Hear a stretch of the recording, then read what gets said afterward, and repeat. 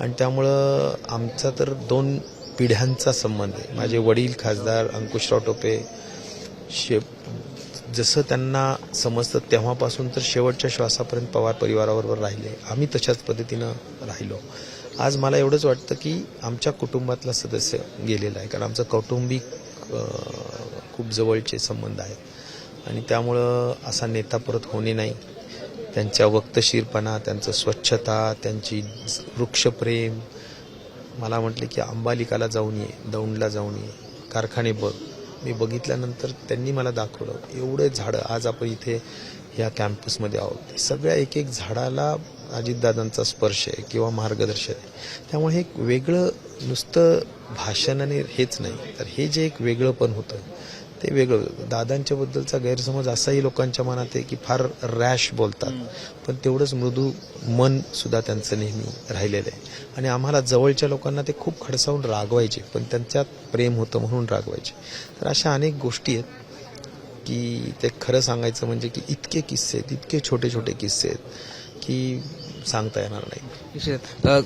आपण जर बघितलं तर आता महानगरपालिकांच्या निवडणुका झाल्या, दोन्ही राष्ट्रवादी एकत्र येऊन निवडणुका लढवल्या गेल्या, परिवार एकत्र येत होता, पुन्हा सगळं जिल्हा परिषदच्या निवडणुका सुद्धा एकत्र लढवायचा निर्णय झाला होता आणि त्यानंतर ही घटना घडती आहे.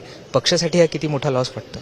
नाही, नक्कीच आहे की जवळजवळ आदरणीय साहेब असतील, अजितदादा असतील, ह्यांनी एकत्र यावं, दोन्ही पक्ष एकत्र यावं, मर्ज व्हावं, अशी आमच्या सगळ्यांचीच भावना होती, दोन्ही पक्षांच्या कार्यकर्त्यांची, नेत्यांची. आणि त्या दृष्टिकोनातून आम्ही खूप पावलं टाकले सुद्धा, अनेक मिटिंग्जही झाल्या, त्याला मान्यताही घेतली होती. आता बऱ्यापैकी तुतारीच्या चिन्हापेक्षा घड्याळीवर लढण्याची मान्यता आम्हीच दिलेली आहे. त्यामुळे तो एक मोठं पाऊल होतं की ही निवडणूक संपल्यानंतर मग वैदिक कारवाई, वैदिकचा अर्थ विधीची कारवाई, म्हणजे जी कायदेशीर कारवाई असते की जी खासदार, आमदार हे निवडून आलेले लोक आहेत, त्यामुळे त्यांचं मर्जिंग कसं होऊ शकतं, त्याला कायदेशीर काय ढाचा लागेल, सगळ्या गोष्टी बघून तो करण्याची प्रक्रिया पुढे होणार होती. म्हणजे ह्या निवडणुकांनंतर दोन्ही राष्ट्रवादी एकत्र येणार होत्या हे जवळजवळ निश्चित झालं होतं आणि पूर्ण तयारी झाली होती. आता मला एक सांगा की जिल्हा परिषदला ज्या अर्थी अनेक लोक तुतारी सोडून घड्याळीवर लढतायत, अनेक ठिकाणी, म्हणजे मी तर म्हणतो 80% ठिकाणी आम्ही लढतोय, आम्ही स्वतःच ठरवलेलं आहे. त्यामुळे जर आम्ही ज्या अर्थी आमचे सगळे लोक त्या ठिकाणी घड्याळीवर लढवतोय तर ती एक मोठं पाऊलच होतं.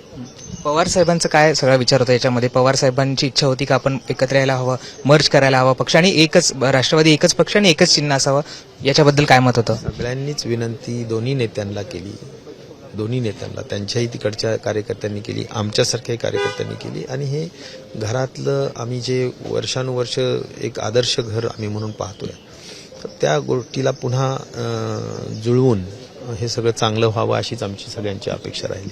खूप खूप धन्यवाद टोपे साहेब आमच्याबद्दल बोलला. आपल्यासोबत राजेश टोपे होते आणि त्यांनी त्यांच्या प्रतिक्रिया सुद्धा व्यक्त केलेल्या आहेत.